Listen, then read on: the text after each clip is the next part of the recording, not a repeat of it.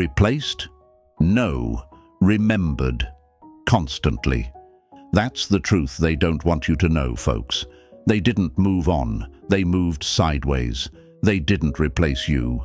They distracted themselves with a cheap copy, hoping it would erase the real thing. But here's the thing about real. It leaves a scar. And silence? That's not absence, that's presence turned up to maximum volume. You didn't chase them, you didn't explain yourself, you just vanished. And now, every day, they scroll through memories trying to figure out how someone who loved them so purely could walk away so powerfully. They thought replacing you would free them. It didn't. It only made your presence louder, like trying to drown out thunder with whispers. They go out, laugh with someone new, post pictures with exaggerated smiles. But inside, it's all echoes. You, your voice, your energy, your loyalty, your love, still circling their mind like a ghost that refuses to rest. They can't delete it. They can't unfeel it. That's what happens when you touch someone's soul without trying to own it. You left, yes, but not quietly. You left with the kind of silence that rewires memory. Let me say something honest and sharp, because too many of you have been lied to. You're not forgotten. You're not replaced. You are remembered in secret, thought of often, and missed in moments they will never admit to anyone. And the longer they stay quiet, the louder it gets in their mind. That's the psychology of it. The brain hates open endings. It craves resolution. You didn't scream. You didn't cry. You gave them nothing to use against you. And now their brain is trying to solve the riddle of your silence. But here's the kicker. It can't. Because what you gave them wasn't noise. It was peace. And peace is rare. They tried to refill that space with chaos. It didn't work. My friends, some of you are sitting around wondering, did they ever love me? Do they think about me? And I'm telling you now, yes, they do. But here's the twist. They didn't recognize your worth until your presence turned into absence. They needed you to beg. You didn't. They needed drama. You gave them distance. And now they're haunted.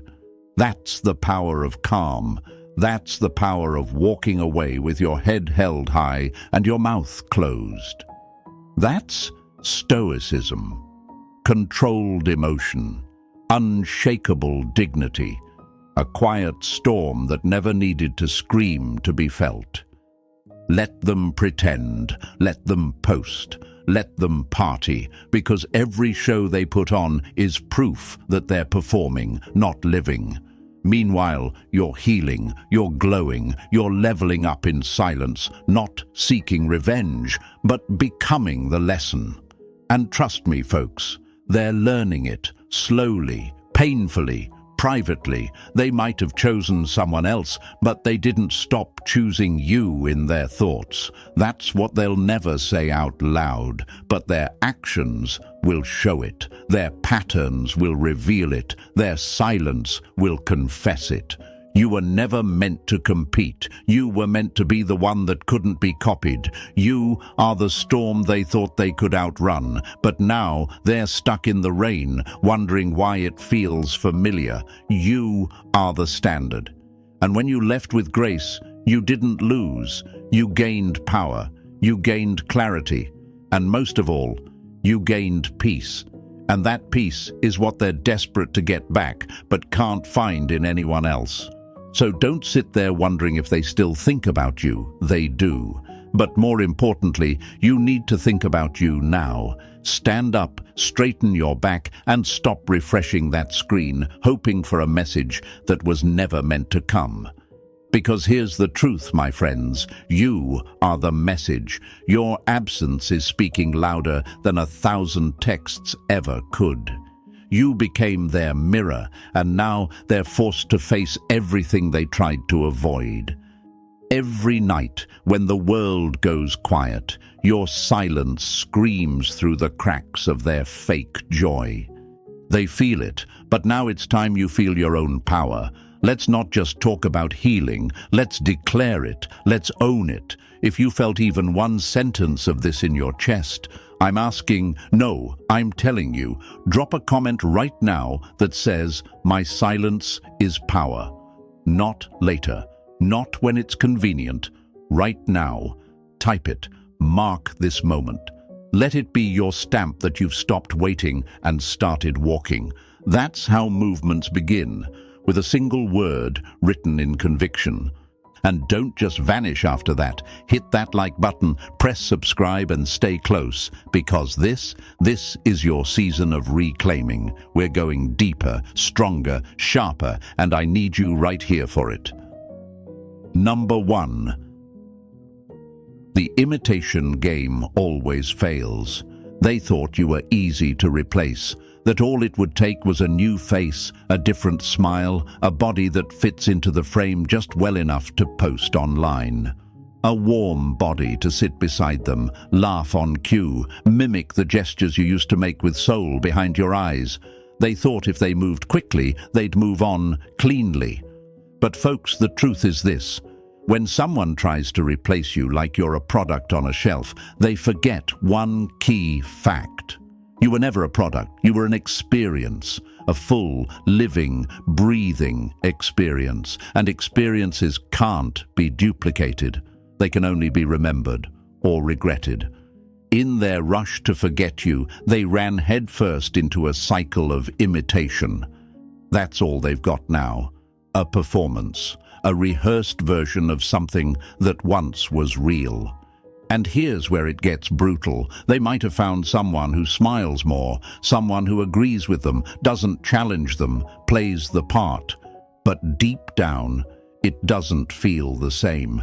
It can't, because there was a depth in you that can't be faked. And now every new person just makes that contrast clearer. They thought they were leveling up, but all they did was downgrade their soul connection. The laughter feels lighter now. The conversations don't go as deep. They find themselves zoning out mid-sentence because their mind drifts. It drifts to the way you looked at them when you were fully present, the way you saw through them, not just to the surface, but into them. Carl Jung once said, "People will do anything, no matter how absurd, to avoid facing their own soul." And my friends, that's exactly what this imitation game is. A desperate escape from self-awareness. They thought they could dodge their feelings by filling your space, but your energy was too specific, too personal, too layered to be swapped out like a light bulb. You may be asking yourself, if I was so valuable, why did they even try to replace me? Because that's how unconscious people react to discomfort. It's easier to slap a bandage on a broken heart than sit with the pain of losing someone real. It's easier to run into the arms of someone new than admit they never healed from you. But the problem with quick replacements is that they don't heal, they distract. And distractions don't last forever. Eventually, the music stops, the silence returns, and so do the memories. At first, they'll pretend, they'll exaggerate their joy, perform their new relationship like a polished commercial. Look, world, I'm better now, happier, moved on. But it's all surface, and surface doesn't hold up in the storms. One argument with the new person, one disappointment, one moment where they crave the depth only you gave them. And it all comes crashing back, like trying to build a house on sand. The foundation was never there. Because it wasn't love, it was avoidance. You were never just someone they dated. You were a shift in their perspective. You helped them grow, even when they didn't know it. You challenged them, inspired them, gave them pieces of your light without asking for anything in return, but respect. And when they couldn't give it, you walked. You didn't lower yourself. You didn't beg to be chosen. And that's why they remember you with a strange ache they don't understand. They might even hate you for it. Not because you hurt them, but because your strength exposed their weakness. That's what people don't realize when they try to replace someone who held space for them. The space can't be filled by anyone else. They try to imitate it, but it rings hollow. It's like drinking salt water when you're thirsty.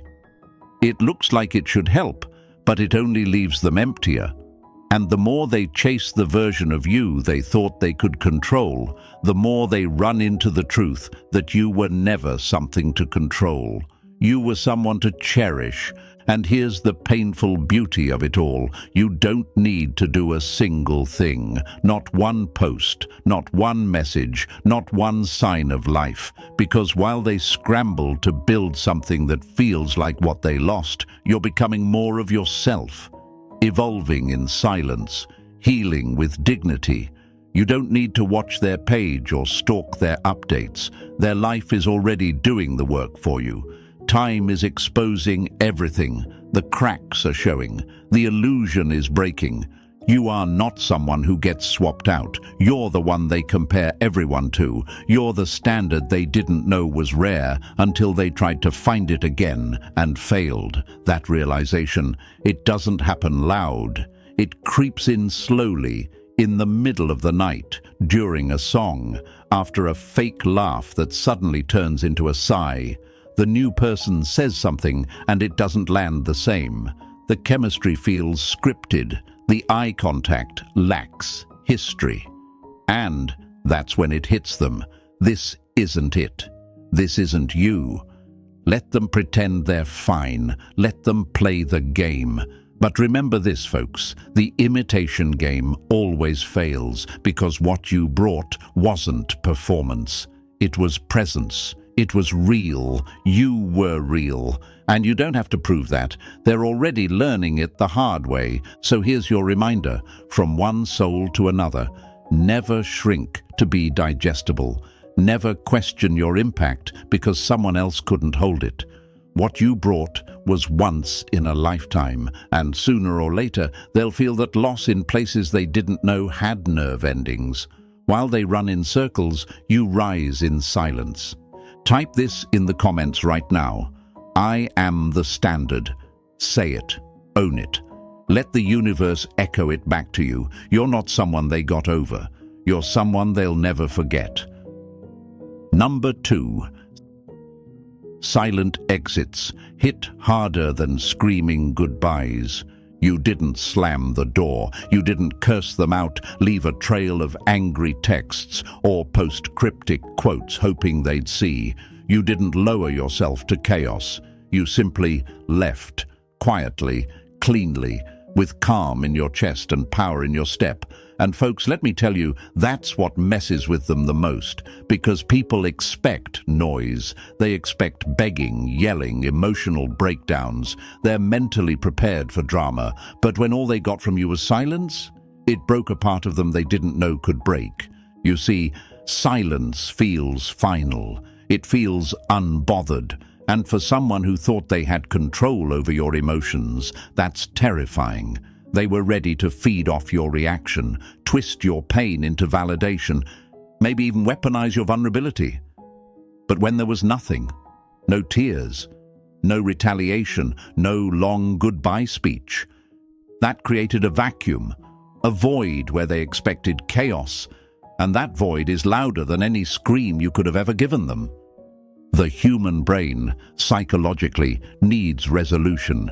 It needs things to make sense. When a story doesn't have an ending, the mind loops back to it again and again, trying to figure out where it went wrong. Carl Jung taught us that unresolved tension doesn't just fade.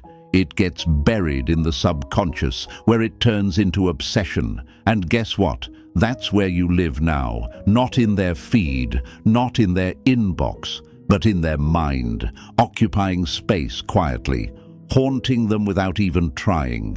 Some of you might ask, but if I said nothing, how could they possibly be thinking about me? Because that's the trap, my friends. When you say nothing, they say everything to themselves, over and over. They replay it, Analyze your calm. Try to decode your silence like a secret language. Were they already over me? Did they never care? How could they walk away so easily? But what they don't realize is it wasn't easy. It was necessary. You just had the self-respect to do it with grace. This is the difference between emotional intelligence and emotional chaos. You had nothing left to prove. You'd already given your time, your loyalty, your softness, and when they showed you they didn't value it, you walked. And your silence screamed something louder than any argument could. I'm not here to convince you of my worth. That's what real power looks like. Not control over others, but control over yourself. Stoicism isn't about being cold. It's about knowing when to let go without making a scene. It's about realizing that your dignity is more valuable than their attention. And the moment you chose that path, you shifted the balance. You made them question everything they thought they understood about you. Because here's what silence does. It removes the safety net. Without your reaction, they don't know where they stand. They can't measure their effect on you. And that uncertainty, it eats them alive. They keep checking their phone, expecting a message. They scroll through your page, hoping for some hidden meaning, but they find nothing. And that nothingness becomes everything. Let them sit in it. Let them wonder. You're not being petty. You're being powerful. You chose peace over performance. And while they spiral, trying to make sense of your calm exit, you're building, growing, evolving into someone who no longer entertains what doesn't value them. And that silence, that's the sound of you winning. So repeat this with me and drop it in the comments. My silence speaks volumes. Let it be your reminder. Let it be your weapon, because the quiet way you walked away, that was the loudest goodbye they'll ever hear. Number 3. They wanted attention, now they're starving for it. They thought you'd chase. They thought you'd fall apart without them, blowing up their phone, typing and deleting paragraphs, checking their stories, liking their posts just to be seen. They were counting on your reaction like it was part of the plan. You see, people like that don't break up with you. They bait you. They push your buttons hoping you'll crack, hoping you'll give them some sign that they still have emotional power over you. But when you gave them nothing, that's when the panic set in, because silence is not just the absence of noise, it's the absence of control. And when you didn't take the bait, you flipped the entire script. Now they're starving, not for your love, that was already on the table, and they pushed it away. No, now they're starving for attention, the same attention they used to take for granted. They're scrolling through your page at night, watching your stories from burner accounts, trying to read between the lines of your silence. They're studying every post like a student in a final exam, desperate for clues, hoping to see something, anything that proves you're still affected. But you're not feeding them anymore. You've taken your energy off their plate and placed it back on yours. And here's what's wild. They don't even miss you in the way they think they do. What they miss is the access, the constant stream of validation, the comfort of knowing someone out there still cared even after they mistreated you. They miss being wanted by someone who actually saw them, even when they weren't worthy of being seen. So now they're hunting for scraps, trying to piece together stories in their head, making up fantasies about why you haven't reached out. Are they seeing someone new? Did they finally move on? Was I just not that important? The very questions they wanted you to obsess over? That's what they're obsessing over now.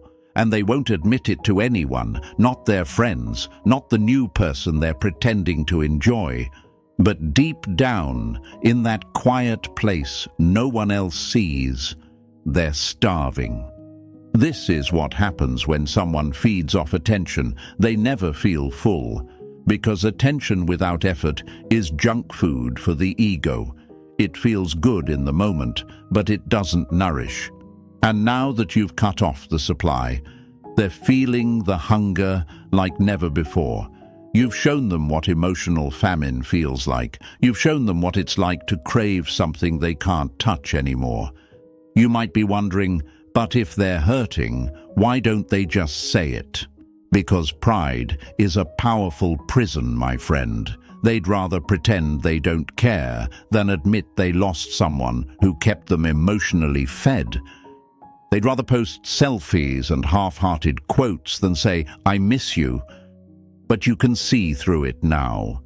You know what that performative joy really is. It's them trying to fill the space your energy used to occupy. And here's the beauty. You're not chasing breadcrumbs anymore. You're not performing for their attention. You're not sending signals to be seen. You've stepped out of the cycle entirely. And when you stop feeding someone who's addicted to being fed without earning it, they either learn to grow or they keep starving. But either way, it's not your responsibility anymore. So hold the line. Keep your silence sacred. Let your peace be your presence. And remind yourself every time the urge to reach out creeps in. They wanted attention. Now they're starving for it. And that's not your burden to carry. Type this in the comments if you feel it in your soul. I'm done feeding egos. Say it, mean it, and never look back. Number 4. Replacements are just echoes of you. They post the new one like a trophy, posing with wide smiles, captions dripping with overcompensation, finally happy, real love, everything I needed. But it's not real, and deep down, you know it. You can feel the performance from a mile away. And here's the truth, my friends. When someone moves on too fast, too loudly, too deliberately, it's not a celebration, it's a broadcast. And that broadcast isn't for their healing, it's for your attention. Every pose is a plea, every post is a whisper. Are you watching? They thought replacing you would silence the storm you left behind. But what they don't understand is that you're not a memory they can just overwrite. You were an experience, deep, emotional, transformative, and the person they chose after you, that's not a new beginning. That's an echo, a ghost of what they once had, stretched thin over something they're trying to make feel familiar. But echoes don't hold. They fade. They bounce around empty rooms. And that's what they've built now, a room full of echoes. The new person may wear the same scent, use the same slang, or even mimic your sense of humor, but no matter how hard they try, it doesn't feel the same, because you weren't just someone. They felt safe with you, challenged with you. They grew with you, even if they didn't show it. And now every little thing the new person does is compared to the way you used to do it. That smile doesn't hit the same. That laugh doesn't land as deeply. That energy doesn't penetrate the soul. It's all performance. And deep down, they know it. They thought they could downgrade and still feel upgraded, but what they really did was put a frame around their regret and hang it on social media for everyone to see. And the sad part, most people can tell. Their friends see it. The energy is off. The connection feels hollow, and yet they keep forcing it, hoping if they pretend long enough, it'll become real. But there's a difference between moving on and moving in reverse. Replacing someone doesn't heal the wound. It just covers it up with a weaker bandage. Some of you might ask, if it's all fake, why do they try so hard to show it off? Because they're trying to convince themselves as much as they're trying to convince you. They're hoping if they post enough pictures, write enough captions, laugh hard enough in public, maybe the emptiness inside will finally shut up. But the soul doesn't lie, and the heart doesn't forget, especially when it's tasted something authentic. You left a mark that doesn't fade with distractions. You were the deep breath in a world full of shallow lungs. You were substance. Now they're sipping from a cup that looks the same, but tastes like regret. And the more they try to make the replacement look like a win, the more obvious it becomes that they lost. Because if it was really peace, they wouldn't need to prove it. If it was really love, they wouldn't be trying so hard to show it.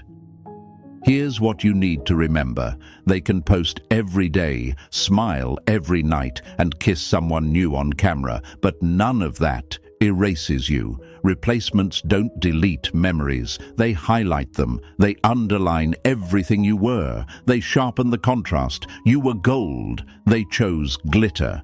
And now they're stuck trying to make it shine the same way. But it never will, because what you gave them came from depth, and depth can't be duplicated.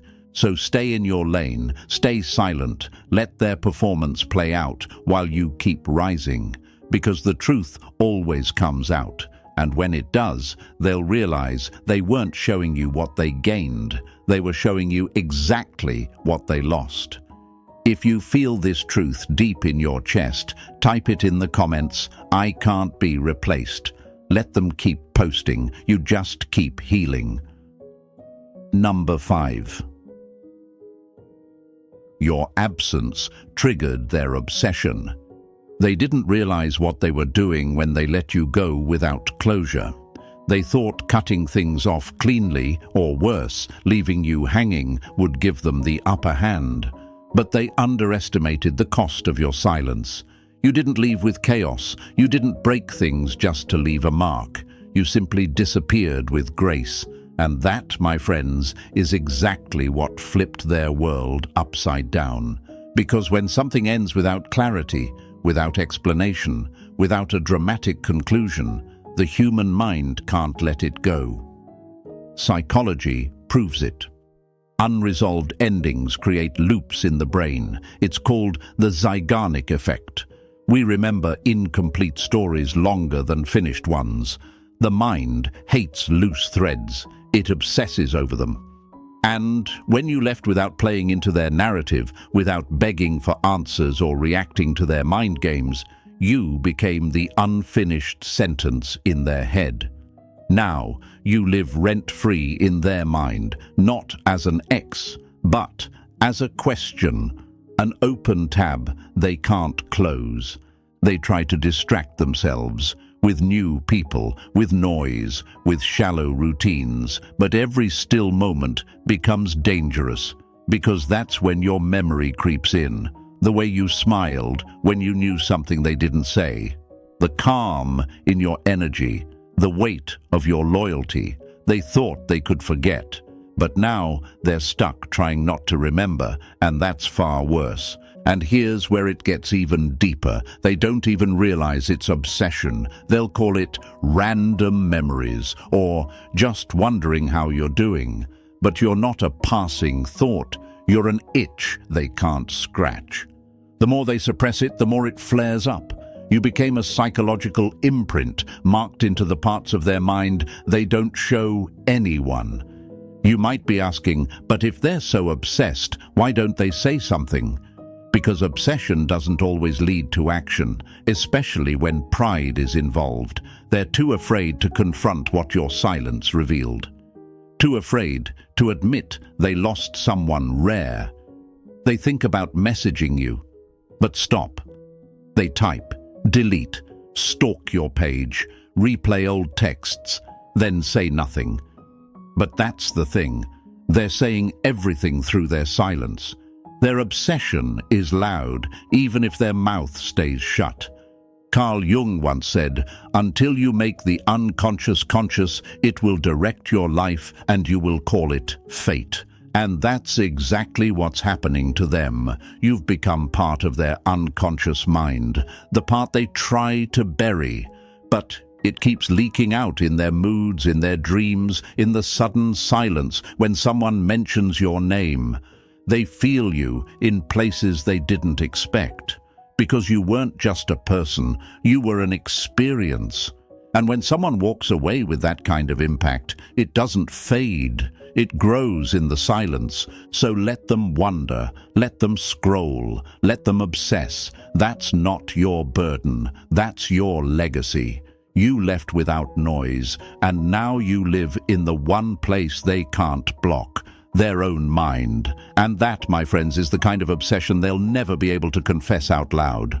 But you'll see it in their eyes, in their awkward laughter, in their sudden disappearances from social media and reappearances on your page. They can't let go, not because you're chasing them, but because you're not.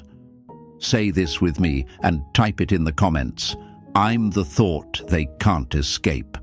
You didn't just exit, you carved your name into their silence. And now their obsession is the echo of your absence. Number 6. They feel the void, but can't admit it. They won't admit it. They'll never say, I miss you, or I made a mistake, or even whisper the truth to themselves at 2 a.m. when the silence gets too loud. Because to do that would mean confronting what they lost. And some people would rather suffer quietly than say those 3 impossible words, I was wrong. So instead, they perform, loudly, obnoxiously, desperately. They post with a forced glow, drop passive-aggressive captions, throw subtle shade, and act like they've never been happier. But let's be honest, folks. If they were really at peace, they wouldn't be trying so hard to prove it. That's the thing about fake happiness. It's loud. It needs to be seen. Real peace, real healing. It's quiet. It doesn't need the camera. But when someone's trying to fill a void they swore they didn't have, they start broadcasting everything. That sudden spike in selfies, the weekend stories that feel too curated, the cryptic quotes about being better off. They're not expressions of healing. They're confessions of a wound named you. They feel it, the space you used to occupy, your energy, your attention, your steady presence. At first, they thought silence meant freedom, but now silence feels like emptiness. They expected relief. What they got was a void, and that void echoes louder than your voice ever did. They scroll through their feed hoping to distract themselves, but nothing satisfies. No new likes, no empty compliments, no temporary flings, because the void you left wasn't physical, it was spiritual. Carl Jung said, people will do anything, no matter how absurd, to avoid facing their own soul. And that's what you're witnessing now, avoidance in motion. They're running from the truth of who you were to them. They're running from the version of themselves that lost someone who showed up with love, loyalty, and calm presence. And it's eating at them in silence. You see it in the way they post about starting over every week, as if the pain resets every Monday. You see it in the way they talk about growth while avoiding their own accountability. You don't need them to say it out loud. Their behavior says it all. Erratic posting, sudden disappearances and reappearances, trying to make you jealous, only to get no reaction and spiral further. They won't admit the void is there, but it is. And it grows every time you stay silent. Every time you don't reach out. Every time you move on with grace while they pretend to be unbothered. The contrast is burning them alive, because while they fake wholeness, you're actually becoming whole. They thought you'd be broken. They thought you'd be obsessing. Instead, you're glowing in the background, healing privately, and nothing haunts someone more than realizing the person they took for granted is fine without them. That's the void they're feeling. That's the itch they can't scratch. They thought they were the main character. But now the spotlight's off them, and they're standing in a dark room trying to pretend they're still on stage. Let them perform. Because truth always outlasts noise. And while they fumble for attention, you're walking in quiet power. You don't need to expose them. they're doing it themselves. So say it with me and type it in the comments if you feel it. Their silence is their confession. Keep walking, my friend. Let the void teach them what your presence once gave for free. Number 7. The universe always lets regret bloom late. They didn't see your worth when you were right in front of them. You were steady, present, real. You poured love, energy, patience, even silence, thinking maybe they'd finally notice the way you showed up. But they didn't.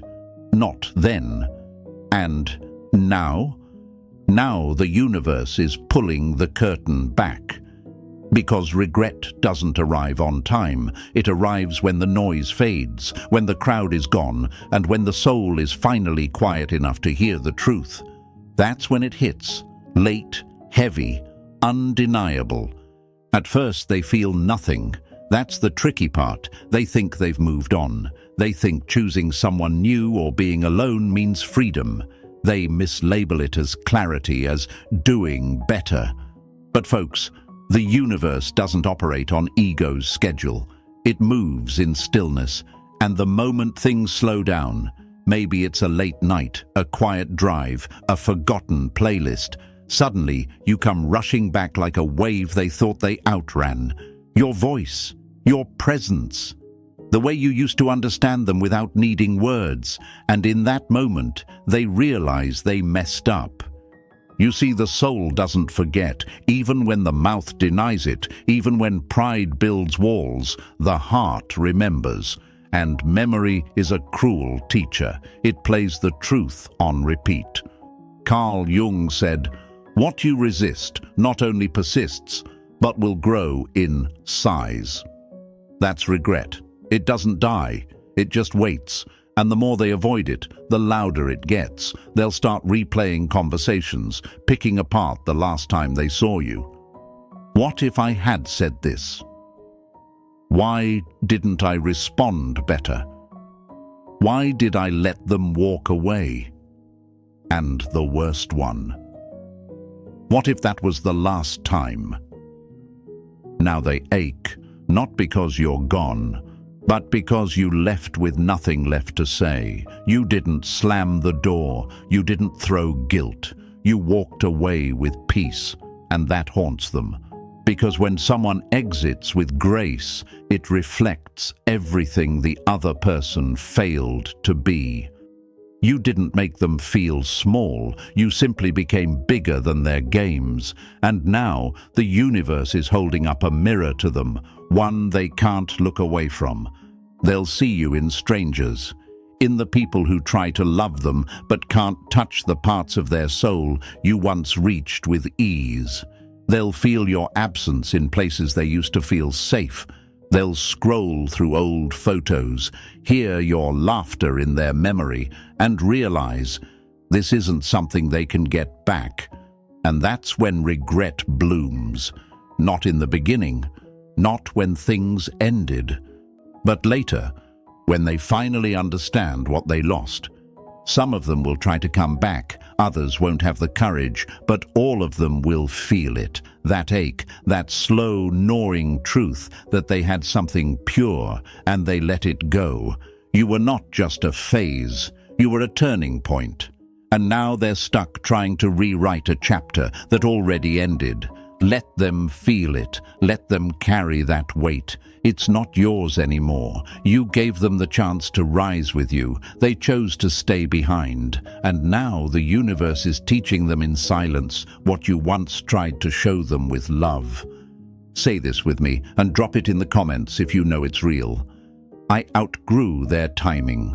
Let the late bloomers deal with their regret. You're walking into peace they'll never find again. Number 8. You'll hear from them again, but you won't need it. They always circle back. Maybe not tomorrow, maybe not next month, but one day when the weight of silence becomes unbearable and the illusion of moving on crumbles, they'll resurface. It'll start small, a message at midnight, "Hey, just checking in," or maybe a shared memory they suddenly remembered. It won't be a grand apology, not right away. No, it'll be subtle, soft, strategic. Just enough to test the waters and see if the door they once slammed is still cracked open. But by then, my friend, you won't need the door anymore. You built a whole new house, the version of you they're trying to reach. That version doesn't live there anymore.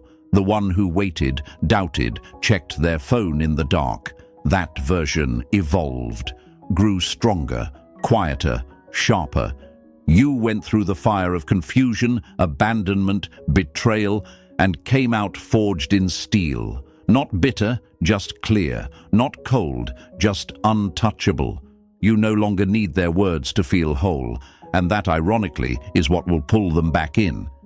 See, people are drawn to energy they can no longer control. The moment they sense they've lost their grip, their ego panics. The moment they realize you didn't fall apart, that you didn't crumble in their absence. That's when the panic sets in. That's when the memory of you becomes louder than the presence of anyone else in their life. Because you didn't just disappear, you transformed, you leveled up. And now, their message isn't closure, it's confirmation, proof of your power. They'll try to make it casual, maybe even playful. Saw this and thought of you, or remember when we... But behind those words is a storm of regret, a confession too fragile to speak out loud. I didn't know what I had. And while they're trying to navigate the mess they created, you'll be looking at their message from a place of calm, not craving.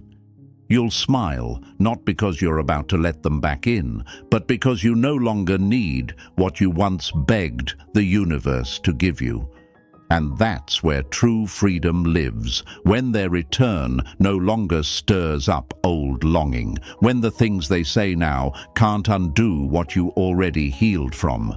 When your peace is louder than their apologies, when their validation is nice but not necessary, that's when you know you've won. Not in a petty, ego-driven way, but in the way that only comes when you rise above the very thing that once broke you. You were the lesson, the one they didn't appreciate in time. And now, while they try to reconnect, you're too busy connecting with your purpose, your peace, your next chapter. You're not angry, you're just done.